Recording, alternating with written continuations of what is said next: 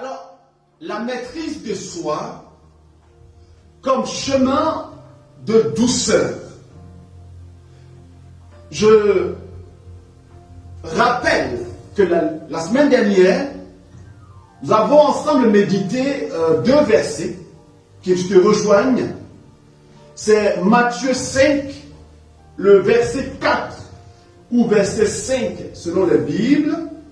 Il y a 7 ans, c'est le verset 4 de Matthieu 5. D'autres, c'est le verset 5.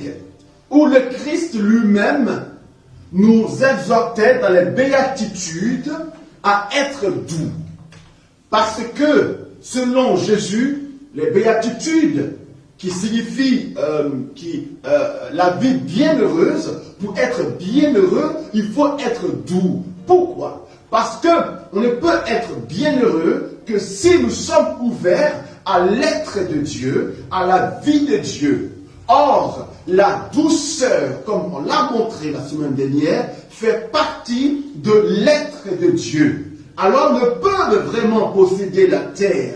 Et donc, être en possession donc, de toutes les promesses de Dieu, comme si la douceur est la voie de toutes les promesses de Dieu. Nous cherchons les promesses de Dieu par le moyen de l'onction, le moyen de la puissance de Dieu, le moyen des charismes.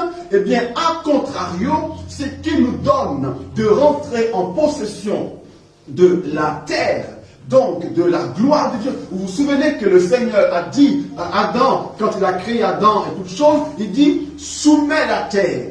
Eh bien, le fait de soumettre quelque chose, c'est déjà une manière de la dominer. Or, on ne domine que ce qu'on possède. Alors, et le Christ nous dit que ceux qui posséderont la terre, ceux qui domineront la terre, ce sont ceux qui sont doux. Nous pensons que la loi du plus fort est la meilleure. Nous pensons que ce sont les puissants qui dominent la terre.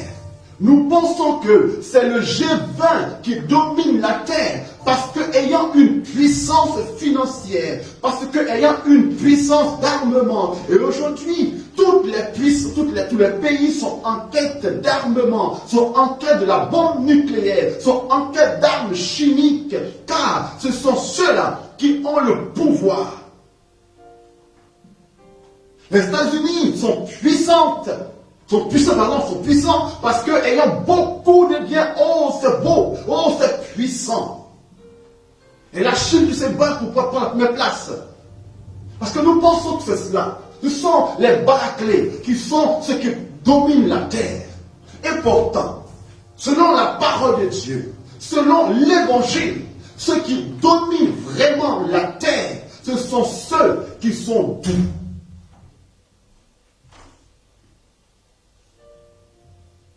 Et je voudrais vraiment dire merci au Seigneur pour l'évangile qu'il nous donne. Et on va comprendre vraiment, on va comprendre quels sont ceux qui sont vraiment forts. On va comprendre cela. Et cette parole de Jésus dans Matthieu 5, 5 ou Matthieu 5, 4 est rappelée et est soutenue par l'apôtre Paul dans Galates 5, le verset 23, où l'apôtre Paul énumère le fruit de l'esprit. Et dans ce fruit-là, il y a la douceur. Et pendant 1 heure, nous avons parlé donc de la douceur. Mais comment arriver à cette douceur? Surtout, nous avons cité 2 Timothée 2, 25. On l'a cité la semaine dernière. Et dans ce texte, l'apôtre Paul disait à Timothée qu'il faut qu'on se reprenne. Il faut qu'on reprenne ceux qui se détournent, mais qu'on le fasse. Qu'on soit des reproches, mais dans un esprit de douceur. Une chose est de reprendre quelqu'un. Mais une autre chose est de savoir reprendre les personnes. Quelquefois, mes frères, nous nous étonnons que les gens n'acceptent pas nos reproches. Certes, il y a une disposition d'orgueil intrinsèque à chacun qui fait qu'on peut être réfractaire et on peut être rebelle aux reproches. Mais il y a aussi une autre chose qui fait que l'on peut ne pas être réceptif à nos reproches, c'est la manière de faire les reproches. Quelquefois, on aime bien dire ceci. Moi, je suis cash. Je dis les choses telles qu'elles me viennent. Quand c'est vert, c'est vert. Je dis non. Je dis non. Nous ne sommes pas des êtres instinctifs, mais bien des êtres raisonnables. Nous avons donc une raison en nous qui nous amène à discerner entre le bien et le mal. Donc on ne peut pas faire tout ce qui nous vient à l'esprit. D'où l'importance de ce thème d'aujourd'hui sur la maîtrise de soi, qui est aussi une disposition à trier entre ce qui convient de faire et ce qui ne convient pas de faire. On ne peut pas dire tout de la même manière. L'apôtre Paul dit, si nous voulons vraiment que ce que nous disons pas de fruit, il faut qu'on le fasse dans un esprit de douceur. Donc quoi? De respect de la personnalité qui nous reçoit, qui nous entend. Alors, la question c'est comment être doux quand on va faire des reproches? Surtout que, quelquefois, les reproches que nous pouvons faire s'inscrivent dans une contrariété. Nous avons été contrariés et nous voulons faire des reproches. Comment demeurer doux là-dedans? Voici l'une des problématiques de notre sujet. Alors, pour ça, j'aimerais donc, j'ai pensé à quel verset aujourd'hui pourrait nous aider à parler de cette douceur. Quel verset, quelle partie biblique porterait cela? Et je n'ai pas eu, il y a d'autres versets, il y a beaucoup de versets, pas tellement où le terme même est employé, mais on va retourner à Galates 3, verset 23. On va retourner à Galates 3, verset 23, mes frères et mes sœurs. Et j'aimerais que vous preniez vos Bibles, vous qui m'entendez. Parce qu'il y a quelque chose qu'on va, on va ensemble voir. Chacun va, je vais proposer un exercice. Bien, Maouti. Je proposerai un exercice. Maouti va nous lire ce qu'il, sa Bible, mais vous aussi, allez m'indiquer comment le mot est employé. D'accord? Maouti, lis-nous s'il te plaît, Galates 5, verset 23. Tu peux donner la vidéo. Verset 23. Avant la venue de la foi, nous étions enfermés. Galates 5. Galates. C'est Galates 5. C'est 4 là.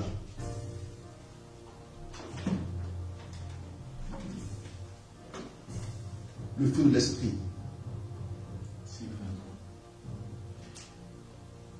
Mais le fruit de l'esprit est charité, joie, paix, longanimité, serviabilité, bonté, confiance dans les autres, douceur, maîtrise de soi. Douceur et maîtrise de soi. Martin a bien lu maîtrise de soi. Alors, vu que vous tous en ligne avec vos Bibles, dites-moi, après la douceur, qu'est-ce que vos Bibles indiquent? Dans d'autres Bibles, il y a d'autres mots, il n'y a que l'apôtre Paul, il n'y a que les traducteurs emploient. Dites-moi, écrivez-moi que je puisse voir. Quel est le thème dans votre Bible qui est employé? Dites-moi, vous écrivez la Bible et le mot qui est là-bas. Vous allez voir qu'il n'y a pas que ce mot-là qui apparaît. Merci beaucoup, Maouti. Je vous attends. Dites-moi vos Bibles et comment l'apôtre Paul exprime cela. Après douceur, quel est le mot qui vient? Maouti a lu maîtrise de soi. Et vous? Ok. Jean-Noël a lu aussi maîtrise de soi. Jean-Noël, de quelle Bible tu parles? Indiquez vos Bibles et le mot.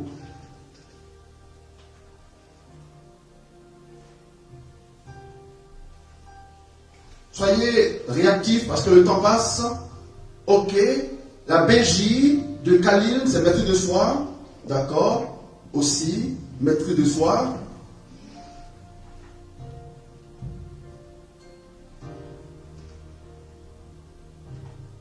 La Sainte Bible, ok. Ariane dit, la Sainte Bible dit tempérance.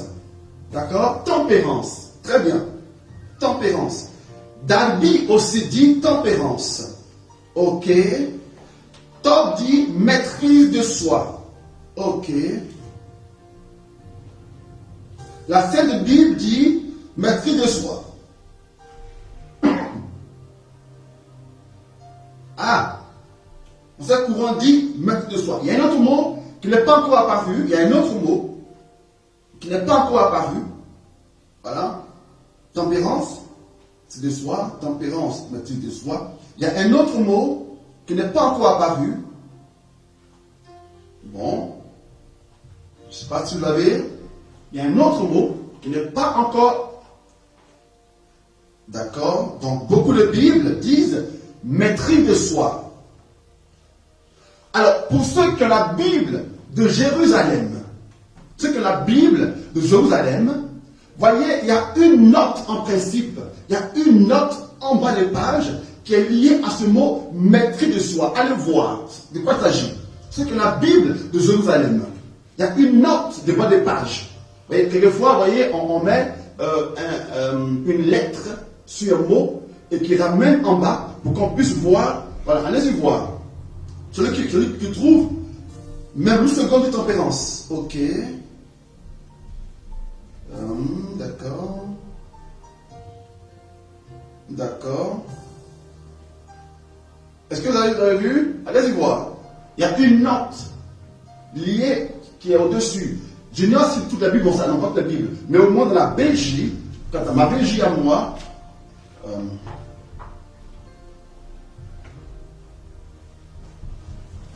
dans cette Bible, il y a une note de bas de page liée à ce mot. Je ignore si c'est atteint en cette Bible-là. Voilà. La Bible de Jérusalem.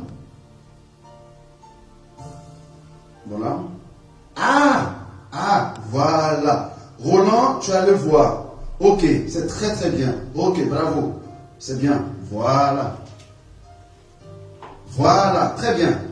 Donc, ici, Laetitia et Roland, vous avez bien perçu que la BJ, la Bible de Jérusalem, mais dans les pages, parlait de chasteté aussi. Donc, ils auraient pu mettre même chasteté. Que pour eux, la Bible de Jérusalem, la maîtrise de soi, fait référence à la chasteté. Du coup, en effet, il y a d'autres Bibles, je viens chez vous, il y a d'autres Bibles où il est dit, oui, quoi là-bas? Liberté. Liberté? Viens, Monty. Ah, liberté. C'est quoi? Il y a une note en bas, c'est ça?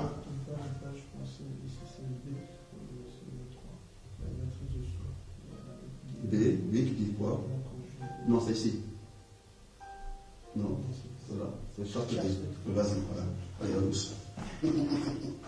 Il y a d'autres Bibles qui traduisent, eh bien, ce où c'est mis soit maîtrise de soi, soit tempérance, d'accord? Mais il y a d'autres Bibles où c'est mis continence.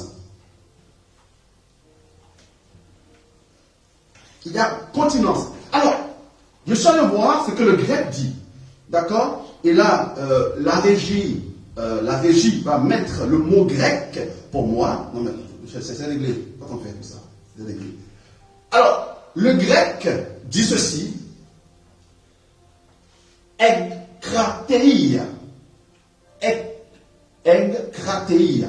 Alors, lorsque on fait une étude biblique et qu'on voit qu'il y a des versets différents, des mots différents qui viennent d'une Bible à l'autre, voilà justement la nécessité et l'importance de faire un peu de grec et d'hébreu pour aller se faire justement sa propre opinion sur l'original, justement, le texte original grec. D'accord? Voilà, ekkrateia. Très bien. Et l'autre mot, c'est ekkrates. Je vais expliquer. Le ekkrateia signifie en grec empire sur soi, domination sur soi, ou encore modération. Le premier mot, ekkrateia, empire sur soi, domination sur soi, modération, modération, ou encore modération en quelque chose. Et le dictionnaire grec a mis en parenthèse plaisir, désir.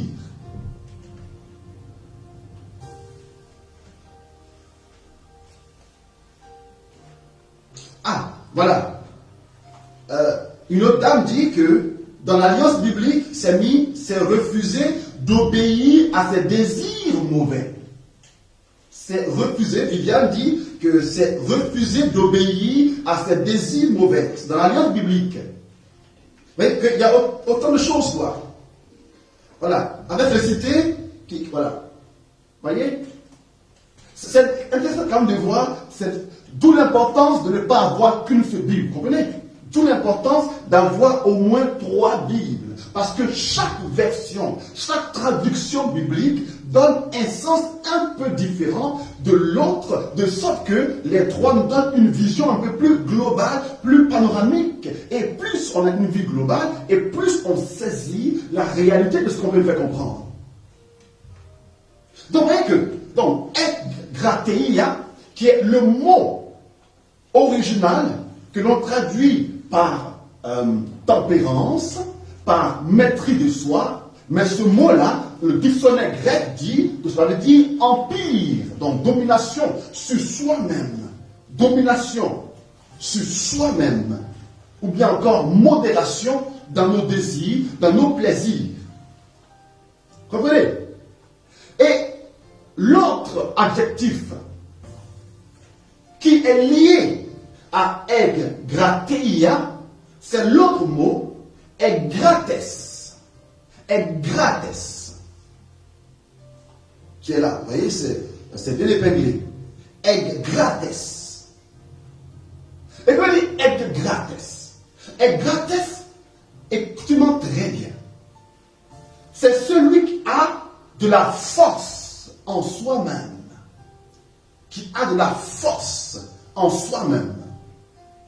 C'est celui qui est fort, qui est vigoureux. C'est très intéressant. C'est très intéressant. Je reprends le grates, donc qui est lié à grateia. Les grates, c'est celui qui manifeste les grateia. Donc les grates, c'est celui qui a de la force en soi-même, celui qui est vigoureux, celui qui est fort. Mais je m'attends un peu sur la définition parce que c'est très important pour la suite. C'est celui qui se gouverne. Celui qui se gouverne, c'est celui qui se contrôle soi-même. C'est qui se contrôle soi-même. C'est bon? On continue? Ok. C'est celui qui maîtrise son appétit et son désir de boire, selon le même dictionnaire. Celui qui maîtrise son appétit et son désir de boire. Celui qui est modéré dans l'usage de la nourriture et du vin. Je vais calmement. Donc, celui qui maîtrise son appétit et son désir de boire, celui qui est modéré dans l'usage de la nourriture et du vin, celui qui est modéré aussi dans l'usage des plaisirs et de la nourriture, et on finit par ceci, celui qui est maître de soi, celui qui est tempérant, celui qui est continent. Vous voyez que c'est intéressant que la Bible de Jérusalem emploie le mot maîtrise de soi pour définir l'ecclésia, mais avec une note de bas de page pour signifier la chasteté, comme si la Bible de Jérusalem traduit ou bien donne une connotation sexuelle à la maîtrise de soi. Et pourtant, Et pourtant, cette maîtrise de soi ne prend pas seulement en compte l'aspect sexuel. C'est comment justement se dominer par rapport à tous nos appétits, à nos concupiscences en général. La maîtrise de soi est liée à toutes nos concupiscences en général. L'être humain, mes frères et mes sœurs, a en lui deux tendances essentielles. L'être humain a deux tendances essentielles. Écrit, deux tendances essentielles.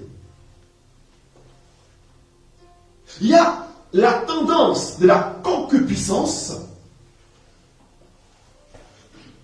Ça s'inscrit dans ces deux choses-là. Ça s'inscrit dans la philosophie, la philosophie ancienne de Platon et même d'Aristote, je pense aussi, qui ont commencé à en parler, Platon et Aristote, et cela a été repris par les pères de l'Église, comme Augustin. Augustin qui l'a emprunté aux philosophes et qui a continué, et Saint Monaquin aussi l'a repris son compte, et après eux, les mystiques comme Jean de la Croix aussi ont continué. Donc, deux tendances essentielles, la concupiscence et puis l'irascibilité.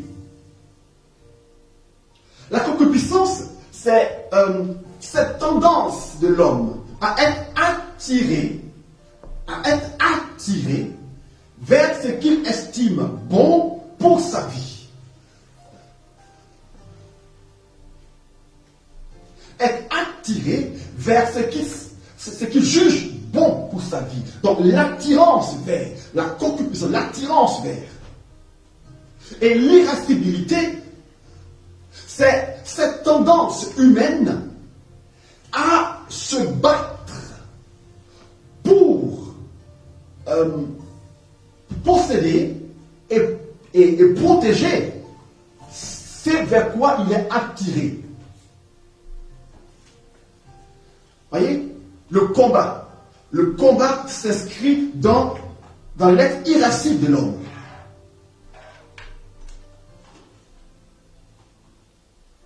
Alors, le but justement, c'est comment permettre à cette concupiscence-là et cette irascibilité de fonctionner en toute équité et avec la raison. Comment discipliner en nous la concupiscence et l'irascibilité? Voici le but de la maîtrise de soi. Donc ce n'est pas que l'instinct sexuel qui fait partie, en effet, de la concupiscence, mais il y a beaucoup d'autres choses que doit en principe justement maîtriser notre être. Donc il n'y a pas que le sexe. Il y a la nourriture, il y a notre manière de réagir. Et justement, parmi ces choses que notre être doit pouvoir maîtriser, c'est de maîtriser notre tendance à la colère. Pourquoi? Eh bien, parce que la vraie question qu'on doit poser après l'enseignement sur la douceur, ce n'est pas comment être doux. Non. Parce que, en principe, tout le monde sait comment être doux, puisque tout le monde a ce désir qu'on soit doux envers soi. Je l'ai dit la semaine dernière que nous sommes tous des personnes de douceur, qui aspirons à la douceur. Personne ne peut vivre sans douceur. Maintenant, c'est comment cette douceur est orientée et est vécue la question. Alors, si tout le monde a une aspiration à la douceur, donc tout le monde au moins sait comment être doux. Mais la vraie question qui est liée à 2 Timothée 2, verset 5, c'est plutôt comment être doux durablement. Comment être doux constamment. Comment être doux face à l'adversité. C'est vraiment et surtout ça la vraie question qu'on doit se poser. Car à la douceur s'oppose quoi? La colère.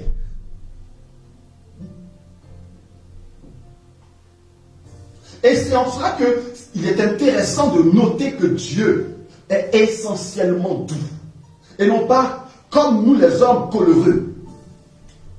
Et savoir que Dieu, face à nos péchés, face à nos iniquités, qu'il demeure doux, ça c'est intéressant. Et on a expliqué que la douceur était intimement liée à l'amour. L'amour se manifeste sous forme de douceur et de tendresse. Et Dieu est doux, Dieu est tendre en tant qu'il est amour. Et je suis sensible, mes frères, sensible face à cette question de la douceur. Et ce qui m'a permis de comprendre l'importance et la puissance de la douceur de Dieu, et donc l'importance de la douceur actuelle, c'est un saint que j'aime beaucoup. Et ce saint, je dis son nom, il s'appelle Saint Fossou, mon père. Waouh! Il vivait encore. Et avec un épisode qui m'est arrivé quand j'étais au CE2, qui m'a marqué jusqu'aujourd'hui. Et quand je parle de la miséricorde de Dieu et la miséricorde qu'on doit avoir entre nous, eh bien, c'est à lui que je fais référence. Au CE2. Mais ça c'est entre nous, hein, d'accord? Il ne faut pas le répéter à tout le monde, surtout pas mon père. Il y a beaucoup d'entre eux qui le disent. Au CE2, mon père était en voyage et on était ensemble avec un tuteur à la maison. Et il était vers 16 heures. Ma petite soeur a osé me taquiner à 16 heures. 16 heures. 16 heures, c'est l'heure de goûter. Et ce jour-là, elle n'avait pas de goûter. Elle avait très très faim. Et elle, dans cette faim-là, elle ose me taquiner. Alors, pris de colère. Colère. Le mot colère. Mes frères, avec la colère, il y a plein de choses qu'on peut faire. Et après, regretter. D'où l'importance de se battre contre cela. Mais on va y arriver. Dans ma colère, j'ai pris une pierre et mon instinctif, je lançais vers elle. Sans penser que cela aura eu le dommage maintenant que je vais indiquer. Mais cette pierre est allée toucher juste là de ses yeux et a blessé, la coupé juste là. Et elle s'est mise à saigner juste là. Quand j'ai vu le sang jaillir, j'ai eu la peur de ma vie. Qu'est-ce que j'ai fait comme ça? Heureusement que notre tuteur était là et a pris soin d'elle et a essayé quand même de l'aider. Mais bien sûr, ce tuteur-là a dit, toi, tu es foutu. Parce que quand ton père viendra, je lui ferai un compte rendu très très précis et efficace. Or, mon père viendrait dans 2 jours. Imaginez-vous, les 2 jours à venir, quelle angoisse. Quelle angoisse. Qu'est-ce que je fais? Dans le temps, pour que les gens oublient, c'est que il fallait prendre une pierre. Il faut mettre à l'oreille pour que mon tuteur oublie. Oh, j'ai mis plusieurs pierres. Chaque jour, une nouvelle pierre. Mais rien n'y fit. Dès que mon père est venu, eh bien, ce tuteur-là a fait le compte rendu clair à mon père. Contre toute attente. Ce 2, on était en 1989, il me semble, 90, je ne sais plus. Et je vous dis, dès que notre tuteur a fait le compte rendu à notre père, depuis lors jusqu'à aujourd'hui, mon père n'en a jamais fait cas. Il n'en a pas parlé. Je me suis promis, depuis ce jour-là, de ne plus jamais faire ça à ma soeur ni à personne d'autre. C'est le silence de mon père a été pour moi un enseignement plus puissant que s'il m'avait bastonné et frappé. Et mon père, plusieurs fois, même quand j'étais au lycée, quand je fais une bêtise, mon père ne disait jamais rien sur le champ.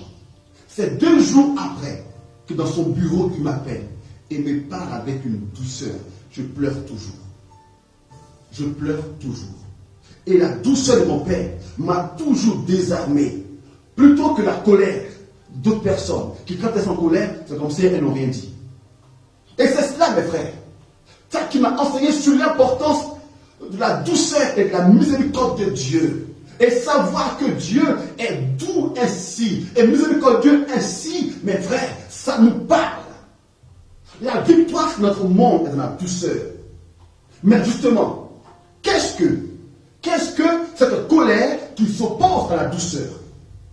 La colère, c'est ce sentiment d'abord, ce sentiment profond de mécontentement qu'on ressent face à une contrariété, face à ce qui s'oppose à notre bien-être tel que nous le concevons. Donc la colère est d'abord un sentiment de mécontentement, plus ou moins grave, que nous ressentons en nous, et qui quelquefois se manifeste par une réaction brutale. Donc d'abord, sentiment de mécontentement plus ou moins grave que nous portons en nous, d'abord sentiment, et deuxièmement, ce sentiment se manifeste de manière brutale contre les personnes qui nous ont contrariés.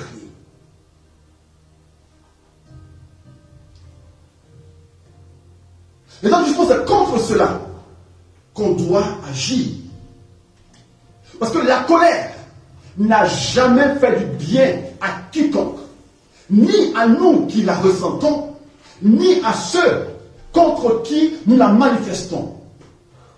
Car si la colère était une bonne chose, eh bien Dieu se serait mis souvent en colère. Et il faut bien comprendre, dans la Bible, quand nous disons que Dieu est en colère, il faut bien comprendre. Il faut bien comprendre que la Bible n'est pas qu'une parole de Dieu, mais aussi une parole humaine. Et que la Bible est beaucoup empreinte des sentiments de l'homme. Et l'homme qui a écrit, ou les hommes qui ont écrit la Bible, peuvent aussi écrire et décrire Dieu un peu comme ils pensent l'humain. Car mes frères, je pense qu'en vérité, Dieu ne peut jamais être en colère, tel que nous le pensons. Car Dieu n'est que amour. Or, Dieu ne peut pas être autre chose qu'il n'a été et qu'il ne sera. Il n'y a pas de temps en Dieu. Il n'y a point d'évolution en Dieu. Dieu est toujours ce qu'il a toujours été. Voilà pourquoi Dieu est amour et ne peut être qu'amour. Il ne change pas. Il n'y a point de changement en Dieu. Or, la colère participe d'un changement en nous. Nous pouvons en changer, pas Dieu. De sorte que, mes frères, il faut qu'on comprenne bien. Lorsque des malheurs nous arrivent, suite à un péché, ce n'est pas dû à la colère de Dieu. Ce n'est pas dû à la colère de Dieu, mais c'est dû au résultat de nos propres actes.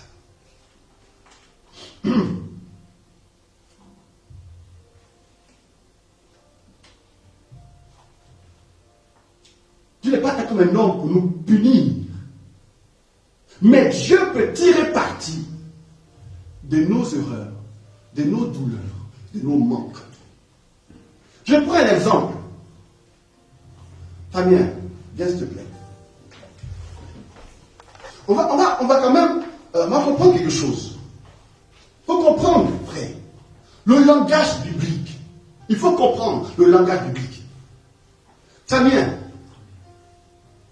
il y a deux chemins qui s'offrent à toi. Le chemin qui est ici et le chemin qui est là. Fabien, toi, tu veux prendre le chemin qui est ici. Or, Dieu qui est omniscient, il connaît ce chemin qui est ici, que toi, tu projettes emprunter. Et il sait que sur ce chemin qui est ici, il y a un obstacle Il y a un trou. Lui, il sait. Toi, tu ne le sais pas. Lui, il le sait. Il dit, Fabien, ce chemin ne convient pas. Moi, je te suggère, Fabien, de prendre le chemin qui est là.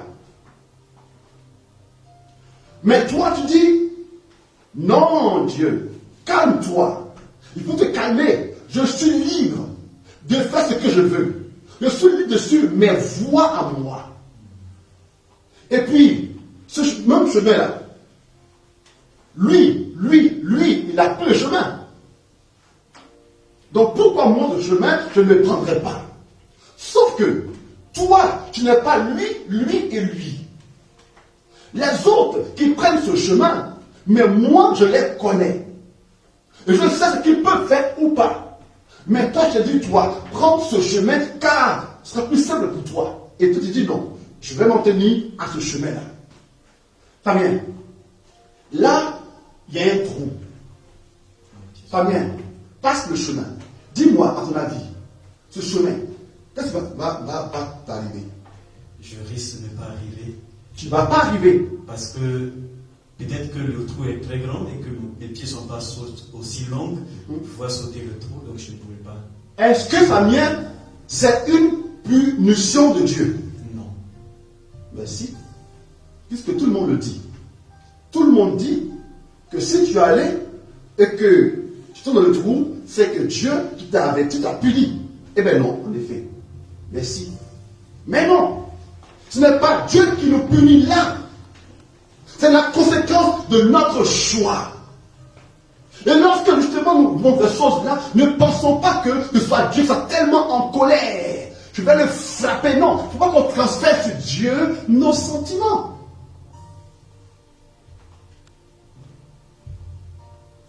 Non. Il n'est pas en colère. Donc nous aussi, mes frères et mes sœurs, nous avons à lutter contre ce qui s'oppose en nous à la douceur, c'est-à-dire c'est nos colères. La seule fois où Jésus a été en colère, c'est lorsque sa maison, son père, a été bafoué. Et là, il a chassé de manière prophétique les gens. Il les a chassés. Il a mis fin. Non, sa colère n'était pas contre les personnes, mais contre l'acte. Voilà pourquoi il a renversé. Il n'a pas tapé les gens. Il n'a pas tapé les personnes. Il a renversé ce qu'il faisait. C'est contre le péché. C'est contre l'acte. Et pas contre le pécheur que Dieu est en colère. Il est en colère contre l'acte, mais il est surtout en colère contre ce qui nous conduit à l'acte, c'est-à-dire le mauvais, donc le diable. Voilà pourquoi, lorsque nous avons à être en colère, c'est une colère, comme l'apôtre Paul le dit, on n'a pas à lutter contre la chair ni le sang, mais contre les esprits.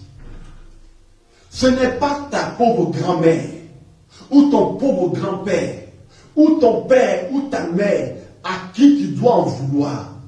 Toi qui penserais que ton grand-père serait un sorcier, que ta grand-mère serait une sorcière, que ton père ou ta mère serait un sorcier ou une sorcière. Ce n'est pas si vraiment, que là encore, il faut discerner, si vraiment ton grand-père, ta grand-mère, ton père ou ta mère t'en veulent à ce point, ce n'est pas contre leur personne que tu dois être en colère, mais contre ce qui les animerait.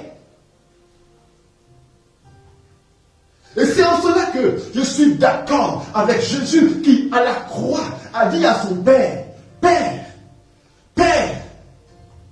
pardonne-leur, car eux ne savent pas ce qu'ils font. Waouh! Waouh!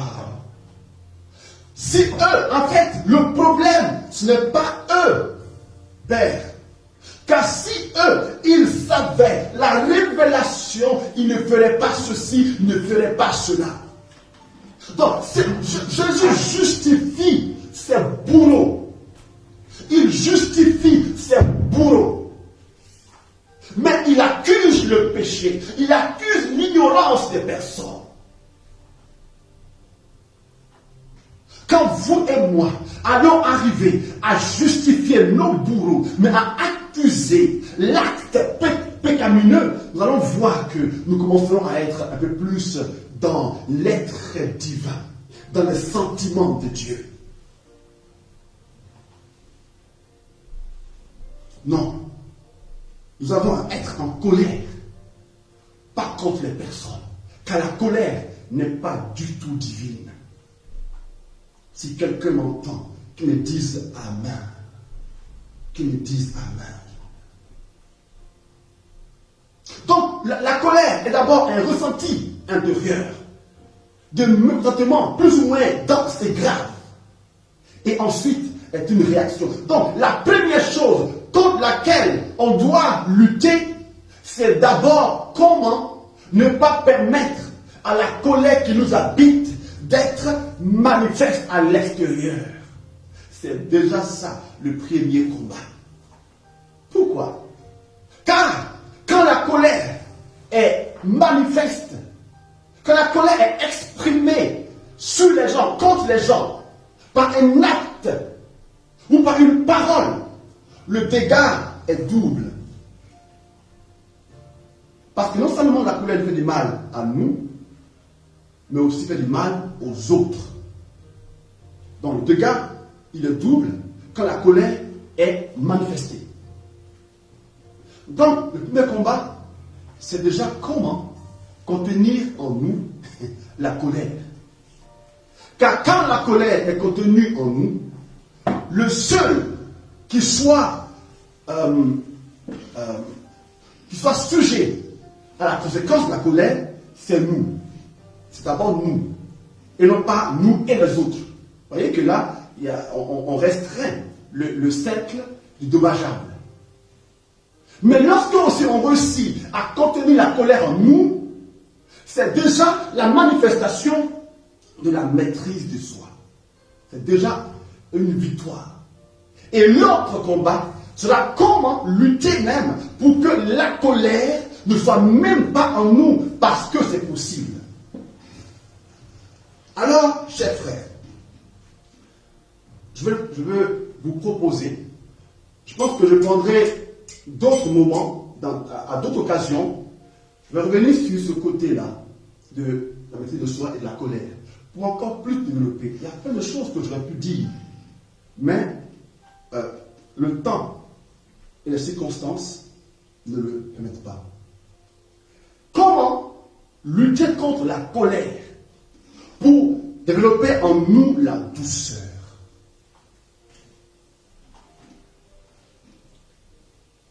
Déjà, il faut reconnaître ce qu'on est. Première chose, reconnaître ce qu'on est et non pas s'excuser.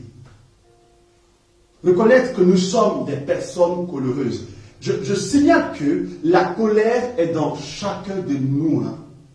La colère, la violence sont inscrites en chacun de nous par la tendance d'irascibilité. Nous sommes des potentiels violents. Nous sommes des potentiels coléreux. Chacun de nous l'est. Ça. Mais se manifeste plus ou moins grandement, plus ou moins gravement en fonction des personnes. Mais on est tous coléreux. C'est déjà ça. Alors maintenant, c'est à toi et à moi de reconnaître à quel degré de colère nous nous situons. J'aime bien ce que le père de la Messa Raniero a pu dire. Il dit que celui qui s'excuse face au mal, face à son mal, à son péché, Dieu lui l'accuse. Mais celui qui s'accuse, Dieu l'excuse. Trop bien. Donc face à notre acte de colère, ne nous excusons pas. Car bien souvent, on aime s'excuser. à nos péchés. Oui, mais je suis un être humain. Oui, mais c'est sa faute. Oui, mais tant que nous sommes dans l'excuse, nous n'allons pas bouger des iota. Et ça vaut pour la colère que pour tous les autres péchés. La première chose, dans un péché, pour pouvoir avancer, il faut reconnaître profondément ce qu'on est. Faire preuve d'humilité et reconnaître devant Dieu et devant soi-même et même devant les autres qui nous sommes. Je suis coléreux.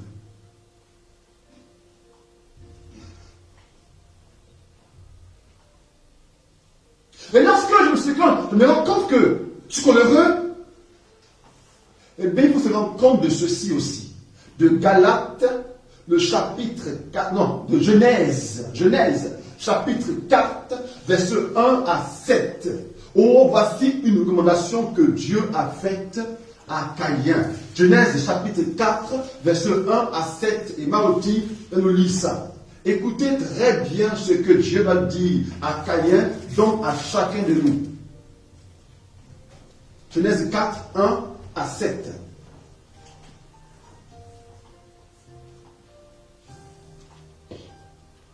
L'homme connut Ève, sa femme. Elle conçut et enfanta Caïn, et elle dit, j'ai acquis un homme de par Yahvé. Elle donna aussi le jour à Abel, frère de Caïn. Or, Abel devint pasteur de petits bétail et Caïn cultivait le sol. Le temps passa et il avait que Caïn présenta des produits du sol en offrande à Yahvé et qu'Abel, de son côté, offrit les premiers-nés de son troupeau et même de leur graisse. Or, Yahvé agréa Abel et son offrande. Mais il n'agréa pas Caïn et son offrande. Et Caïn en fut très irrité et eut le visage abattu. Yahvé dit à Caïn, pourquoi es-tu irrité? Alors, écoutons très bien ce que Yahvé va dire à Caïn. Lorsque Dieu a agréé l'offrande d'Abel et non pas celui de Caïn, et que Caïn se metta en colère, avec un esprit abattu, comment Dieu viendra vers lui? Vas-y. Pourquoi es-tu irrité? Pourquoi es-tu en colère? Pourquoi, mon frère, ma soeur, es-tu en colère? Pourquoi laissons-nous nos colères se manifester ainsi? Pourquoi? Dieu nous dit. Et alors? Et pourquoi ton visage est-il abattu? Pourquoi ton visage est-il abattu? Oui. Si tu es bien disposé,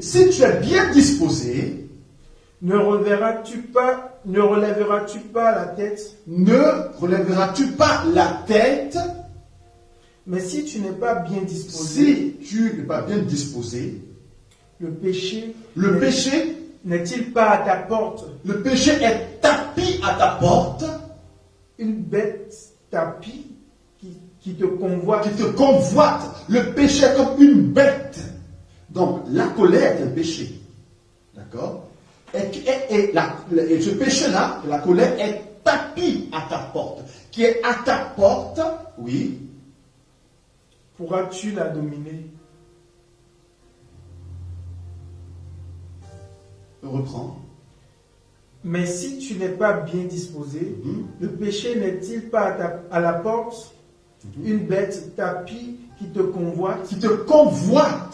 Dans d'autres Bibles, on dit que le péché est comme une bête qui est à ta porte, qui cherche à te dominer. Oui. Pourras-tu la dominer? Pourras-tu, toi, la dominer? Merci. En fait, Dieu ne veut pas faire des reproches d'abord à Caïn. Pour dire à Caïn, mais pourquoi tu es si mauvais? Toi, Caïn, tu es mauvais. Hein? Pourquoi tu fais ça même? Non, mais il vient pour exhorter Caïn à ne pas se laisser faire. Il dit que écoute, tu es en colère. Eh bien, parce que le péché est tapis devant ta porte pour te dominer. Mais toi, ne te laisse pas faire.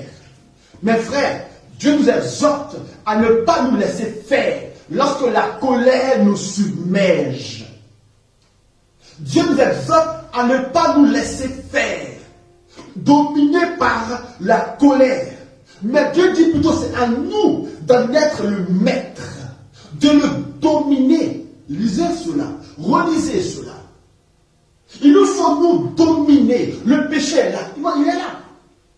Sache que tu ne peux rien faire pour que le péché, la colère, soit tapis à ta porte. De même que Ève ne pouvait rien faire pour que le serpent ne vienne pas à sa rencontre. On ne peut rien faire. Le péché, le diable est libre de venir jusqu'à nous. Et c'est Pierre, non, qui dit ça, je pense. Pierre dit que le péché est comme un rayon rugissant, non? C'est Pierre, non, qui rôde. On ne peut pas empêcher le diable de rôder, il rôde.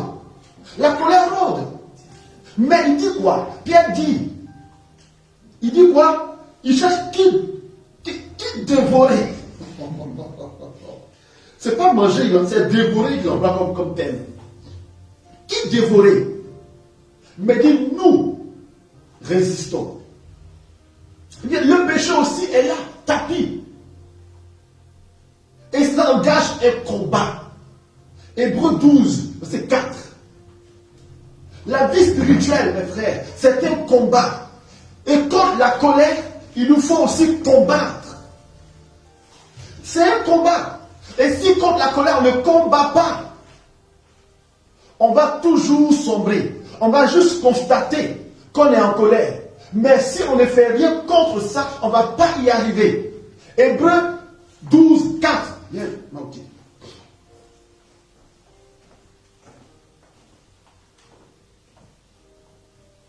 Écoutez, une des grandes réalités de la vie spirituelle.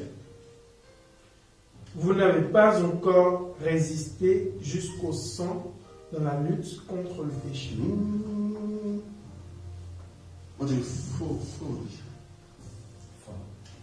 Vous n'avez pas encore résisté jusqu'au sang. Résister, comment? Jusqu'au sang. Comment? Jusqu'au sang. Martin, il faut bien lire ce qu'il y a là-bas. Vous n'avez pas encore résisté jusqu'au sang. Jusqu'au quoi? Sang. Au sang. Le sang. Jusqu'au sang. Jusqu'à mourir. Comme quoi? Dans la lutte contre le péché. Martin. Est-ce que tu vois que Dieu dit, on n'a pas de raison. On n'a pas de raison de dire, depuis là, je fais, ça ne marche pas. Donc, donc, je vais. Dieu dit, c'est pas vrai. Jusqu'au sang. Sang. Allez, jusqu'à ce qu'on le puisse. On n'a pas à s'excuser. Il a essayé une fois, deux fois, ça n'a pas marché. Donc, c'est toi seul qui peux le faire. Dieu dit, moi, je sais ce que j'ai à faire pour toi. Et mon rôle, je vais le jouer. Mais est-ce que toi-même, tu as bien fait jusqu'au sang? Quelquefois, on lutte un peu, mais pas jusqu'au sang. D'accord? On lutte, on fait quelque chose, mais pas jusqu'au sang. Quand ton sang va verser là, toi-même, tu seras d'accord que vraiment tu as lutté. Oui, Liliane, jusqu'au sang. Tia, c'est fort, Marie-Laure. Oui, jusqu'au sang. Donc, contre la colère aussi, on doit lutter jusqu'au sang. Et se dire, pour que nous soyons doux et les autres choses Mes frères et sœurs, malheureusement, ce n'est pas simplement le sous-sacrement. Il y a une partie de prière, il y a une partie d'oraison, bien sûr, il y a une partie de rosaire, mais il n'y a pas que le rosaire. Il y a le rosaire aussi, hein. Il y a l'oraison aussi, parce que ça sont les préliminaires. Si tu n'aimes pas Dieu, à travers le rosaire et l'oraison, tu ne pourras pas faire la suite. Donc ça, d'où qu'on a dit au top chrono. Pour ceux qui n'ont pas écouté les premiers enseignements, allez-y écouter le premier enseignement du temps de carême qu'on a eu le lundi, il y a 4-5 semaines. Le top chrono, c'est quoi? L'amour de Dieu et la prière. Bon, donc ça, je ne vais pas vous dire ça. Allez l'écouter et revenir. Il faut lutter jusqu'au sang.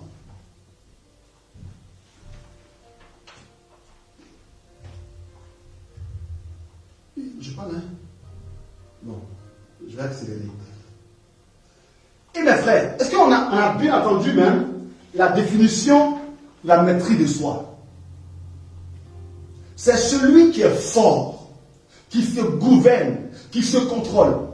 Quelquefois, on pense que, face aux contrariétés des autres, il faut qu'on leur montre qui on est. Car si on ne fait rien, ils vont penser qu'on est faible. Et du coup, on peut penser que la douceur, c'est l'être des faibles. Et pourtant, ce que je lis ici, la maîtrise de soi, est que la maîtrise de soi, c'est plutôt celui qui est maître de soi, c'est lui qui est fort, qui se gouverne. C'est qu'il a de la force en lui-même. Ekkrates, qui a de la force en lui-même. Parce que pour arriver à se maîtriser, il faut être fort. Les vrais forts, ce ne sont pas les violents. Mais les vrais forts, ce sont plutôt les doux. Ils sont capables de réprimer la colère qui peut monter en eux. Car le problème premier n'est pas que tu sois en colère. C'est normal que tu sois en colère. Mais maintenant, c'est comment empêcher la colère en toi de se manifester. Et l'apôtre Paul dit que quand tu es en colère, que le soleil ne tombe pas sur ta colère. Le péché vient dans la durée de colère. C'est quand la colère dure. Quand tu ne fais rien contre la colère, c'est là que vient le péché. Mais un peu comme pour tout péché. Si tu es attiré par une fille ou bien par un homme, ce n'est pas encore ça le péché. C'est le deuxième, c'est la suite qui devient pécamineux. Écoutez, si je vois une belle fille et qu'elle m'attire, c'est normal. Quand c'est inscrit dans mon être. Mais c'est comment je vais gérer l'attirance. C'est là que vient le péché ou la vertu. Alors quand en toi, quelque chose te contrarie, ce n'est pas encore anormal, car il n'est pas encore parfait. Mais comment tu réprimes cela? Si tu arrives à réprimer cela, eh bien tu es fort. Et non pas lorsque on va montrer à toute la famille que à nous là, on ne parle pas mal. Souvent on entend des telles réflexions. Moi là non, je suis doux, hein. Mais si tu me cherches, tu me trouves. Mon frère, ma soeur, tu n'es pas doux. Il faut oublier ça. Il faut oublier. Non, moi je suis calme, hein. Je suis calme, c'est simple, hein. Mais si tu me cherches là, tu me trouves, tu n'es pas calme, tu n'es pas simple. Il faut oublier ça. Il faut oublier. Parce que notre vrai calme là, c'est justement quand on nous provoque là, quand on sait qu'on est calme. C'est pas avant. Il faut oublier ça. Nous tous là, on aime Dieu quand tout va bien. Nous tous là, on a la foi quand tout va bien. Nous tous là, on est bons chrétiens quand tout va bien. Mais comme Jacques dit, dans Jacques 1, verset 1 à 2, 1, 2, 3, il dit, c'est l'épreuve qui vérifie notre foi. C'est pas avant. Donc, le calme que tu dis avoir, la douceur que tu dis avoir, se manifeste réellement face aux adversités. Pas avant. Pas avant, hein. Donc, il faut oublier ça.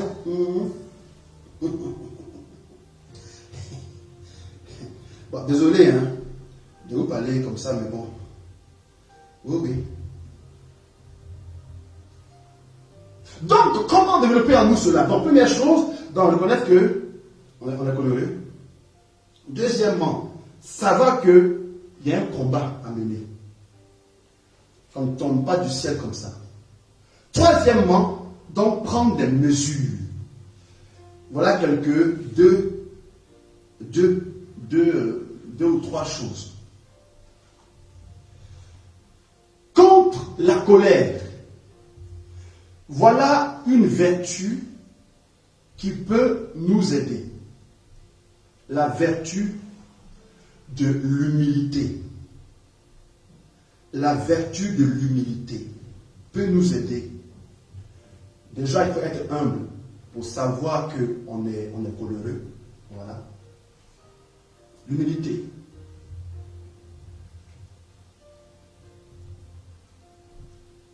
Mais pardon. Avant l'humilité, c'est avoir un désir constant de vivre autre chose. Avant l'humilité, avoir un désir constant d'être doux. Donc, de lutter contre la colère. Un désir constant. C'est important. Parce que si nous désirons une fois par mois ou une fois par année d'être doux, on ne mettra pas les moyens en œuvre pour cela. Quelquefois, c'est lorsqu'on est en face d'une adversité et qu'on s'est mis en colère que là on se souvient que on doit être doux. Mais non, il faut que nous pensions être doux avant que n'arrivent les occasions de douceur. Donc avoir un désir constant d'être doux. Et ce désir-là va se manifester par un engagement quotidien, sinon régulier. Quotidien. Voilà, quotidien c'est régulier. Ce désir constant se manifeste par un engagement quotidien de se battre contre la colère. Tous les jours, le décider. Tous les jours, le décider. Seigneur, aujourd'hui, je voudrais lutter aujourd'hui contre la colère. Bien sûr, tu sais aussi quelles sont les occasions, nous savons tous quelles sont les occasions qui nous conduisent à la colère. Eh bien, les occasions-là, on les cible aussi. Et on se dit que voici cette occasion et celle-ci qui généralement me conduisent à la colère et qui m'emportent. Peut-être que c'est ton mari, ou ta femme, ou tes enfants, ou ton patron, que tu ne supportes pas, dont les manières ou telle manière te supporte et que ta colère, eh bien cible les personnes et cible les occasions qui te conduisent à la colère. Et tous les jours, dis-toi, Seigneur, je veux, contre telle occasion, contre telle personne, je voudrais aujourd'hui, quel que soit ce qu'elle me fera, je voudrais être calme. C'est pratique, hein? C'est pragmatique. Je veux aujourd'hui, contre cette personne, contre cette occasion, qui en général me conduit à la colère, je voudrais, Seigneur, aujourd'hui manifester un calme. Donc donne-moi, Seigneur, la vigilance, afin que si cette occasion se présente, que je puisse manifester la vertu de la maîtrise du soi. Et ça, c'est tous les jours qu'on prend cet engagement. Et le soir, on fait le point de où est-ce que j'en suis de l'engagement que j'ai pris le matin. Qu'est-ce qui a marché? Qu'est-ce qui n'a pas marché? Demandez pardon pour ce qui n'a pas marché. Parce que, ma frère, ma soeur, c'est pas parce que tu as décidé d'être calme et doux que forcément tu le seras aujourd'hui. C'est un combat. Parce que quand tu prends des résolutions, mais ta chair et le démon aussi prennent aussi leurs résolutions. Et plus tu désires, et plus eux aussi désirent te faire encore plus mal. Voilà pourquoi c'est normal que plus tu prends un engagement nouveau, et plus tu es éprouvé. Car c'est un combat. Et le combat donne un coup, donne aussi un coup aussi. Pas croire que ta chair ou le démon vont rendre grâce à Dieu pour ton engagement. Eh Seigneur, on te bénit parce que Maoti vient d'être calme. Vraiment, on te dit merci. Non. Quand toi, Maoti, tu es à la prière, quand tu t'engages à ceci, et aussi ils font une rencontre de crise. Les gars, Maoti a pris l'engagement. Il faut qu'on voit comment on va contrecarrer cela. Et l'autre dit, je m'en charge. Moi d'abord, je vais casser justement sa vie de prière. Voilà, donc toi, on va en éclairer. L'autre dit, écoute, en fait, il s'attend à telle personne pour l'énerver. Donc moi, je vais passer par une autre personne. Donc ça ne s'attend pas. Puisqu'il s'attend à cette occasion. Donc nous, on va créer d'autres occasions. Donc pas croire que le diable est là, il attend que tu réussisses. Bernard, non! Il va créer d'autres situations. D'où que le soir, tu fasses le point. Tu as réussi quoi? Et Seigneur, merci. Car pour toi, pour ça, j'ai réussi. Pour ça, je n'ai pas pu réussir. Et demain, tu prends encore engagement encore. Et tu prends ça jusqu'à ce que tu vois des résultats. Voilà pourquoi l'Hébreu dit qu'il faut lutter jusqu'au sang. Ce n'est pas une lutte de une seconde. Tu t'engages à cela. Tu t'engages. Tu te reprends. Tu te réengages. Tu te reprends. Tu te réengages. Écoutez, le vice, c'est quoi? Le vice, c'est l'habitude dans le mal, dans un mal. L'habitude dans un mal. Et la vertu, c'est le contraire, c'est l'habitude dans le bien. Et tu fais, si tu es en colère une fois en passant, ça n'est pas un vice. C'est quand tu es coléreux, tandis que c'est régulier, ça c'est un vice, donc c'est une habitude. Mais il faut que tu opposes une autre habitude à cette colère-là. Donc quoi? Prends une habitude d'être vigilant. D'être vigilant. Et c'est à force de t'habituer, de t'entraîner, de faire, que tu finiras par découvrir que tu es une bonne personne. Ce n'est pas un charisme, c'est une vertu. Un charisme, ça tombe sur toi, boum, et puis tu parles la langue. Mais la vertu, là, on se bat pour ça, on cherche ça. Tu ne comprends pas que maintenant ça revient, puis, oh non, c'est doux. Non. C'est un combat. C'est un combat. Et lorsque tu as un désir constant de faire ça, que tu prends des engagements réguliers et constants, il y a une autre chose qui est quoi dans l'humilité, qui est la partie la plus compliquée. Ça fait mal, ce que je dis là, ça fait très très mal. Et si tu n'as pas le désir vraiment de changer, ça, tu ne pourras pas. Mais comme je sais que tu as un désir puissant, tu pourras. L'humilité est que quand toi et moi, on se rend compte qu'on a manqué de douceur, qu'on a été en colère, qu'on a élevé le ton, on s'est mis en colère, que notre colère soit sur des raisons en notre faveur ou pas.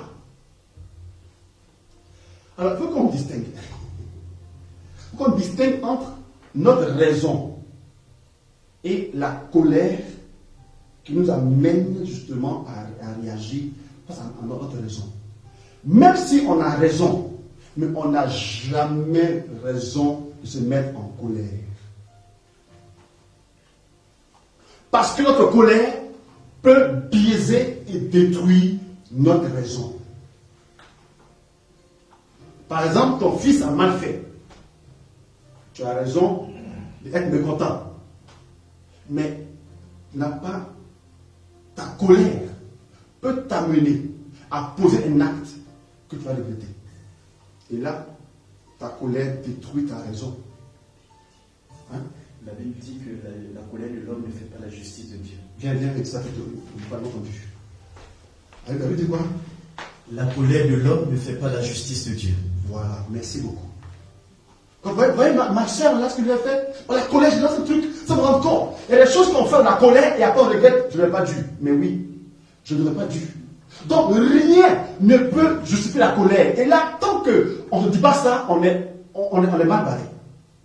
Donc, quand on se rend compte qu'on a été coléreux, et si on veut comme ça, on a une attitude très puissante d'aller trouver la personne et de s'excuser.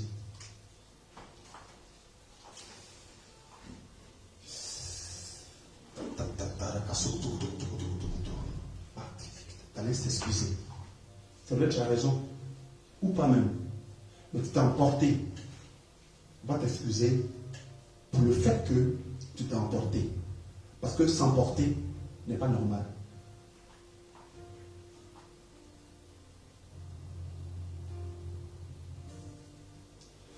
Et le but est que, en t'excusant, ton orgueil est brisé. Parce que colère et orgueil vont de pair. En t'excusant, tu es en train de travailler sur ton orgueil. Tu brises l'orgueil. Et plus tu t'excuses, et plus tu sens, tu vois, ta fragilité. Plus tu t'excuses, et plus tu sens que ta grandeur est abaissée, est cassée. Tu deviens plus simple. Tu deviens plus simple. Et c'est comme ça. Et plus tu t'excuses aussi, et plus ton âme aussi est humiliée. Ton âme est humiliée. Et plus l'âme est humiliée, et plus l'âme fait maintenant attention à quand elle doit réagir. L'âme sait que si là encore tu fais mal, tu vas encore aller t'humilier et donc l'humilier. Et comme l'âme n'aime pas, personne n'aime être humilié. Hein? Personne n'aime être humilié. Personne. Et comme l'âme n'aime pas être humiliée, elle dit, j'ai intérêt à plus faire attention quand je dois réagir. Sinon le mec là va encore aller m'humilier. Heureusement qu'en nous il y a l'esprit aussi. L'esprit, c'est l'esprit qui va humilier l'âme, justement. L'esprit de l'homme. Hein? Et comme l'âme n'aime pas ça, elle va dire, je fais attention. Je fais attention. Je vous dis, ça marche. Ça marche. Ça marche. S'humilier, ça marche. Alors, voici autant de choses que je nous propose, voilà, pour lutter contre la colère. Et par cela, développer toujours en nous la douceur. C'est un combat, d'accord? Ce n'est pas, tu peux, avec tout ça, arriver à une certaine douceur. Mais il faut toujours être vigilant toute sa vie, que comme je le dis, le péché est tapis à notre porte. Ou encore, c'est comme un lion rugissant qui rôde. Même si on a acquis cette vertu de douceur, on n'est jamais à l'abri. Quelque chose d'autre peut nous mettre hors de nous. Si ça arrive, justement, on se confesse et on revient à la normale. Mais mes frères et mes sœurs, voici. Quelqu'un dit, c'est dur, Seigneur. Change mon cœur, donne-moi la douceur. Je te comprends, Ingrid, je te comprends. C'est dur. Voilà pourquoi Hébreu dit qu'il faut le découvrir jusqu'au sang. La vertu est dure. Parce que la chair est tellement ancrée en nous. Est tellement ancrée en nous. C'est un peu comme, vous voyez, quand on colle un scotch à une feuille. Quand on veut décoller le scotch là, le scotch, ça plonge la feuille. Hein? C'est tellement ancré, ça fait mal. Ou encore, quand on veut enlever le corps d'un arbre à l'arbre, la sève aussi fait. C'est dur. Mais notre péché et notre chair sont tellement ancrés en nous que c'est normal. C'est pas plaisant. De comprendre que le péché, ce n'est pas plaisant. C'est dur. Mais est-ce parce que c'est dur qu'on ne va pas le faire? Eh bien si. Quand on va y arriver, on va sentir que la vertu est encore plus succulente que le péché. Et bien que le Seigneur nous prenne en grâce. Et que nous